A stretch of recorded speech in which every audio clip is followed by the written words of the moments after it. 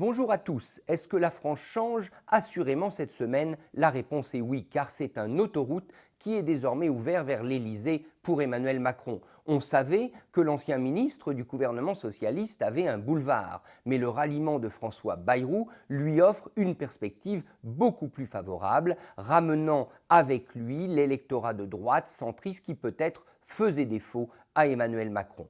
Autre avantage, ce jeudi, le candidat du mouvement En Marche va présenter son programme économique. Or, ce qu'on lui reproche depuis plusieurs semaines, c'est justement de ne pas avoir de programme. On va savoir ce qu'il pense, il va pouvoir arrimer la suite de sa campagne les 50 prochains jours jusqu'au premier tour de la présidentielle le 23 avril sur des rocs plus solides. Il va pouvoir être vraiment candidat à la présidentielle alors que peut-être certains doutaient encore de sa capacité à gagner. Le problème de cette autoroute vers l'Élysée qui est désormais ouverte pour Emmanuel Macron, c'est qu'elle est longue et qu'il lui faut arriver au bout.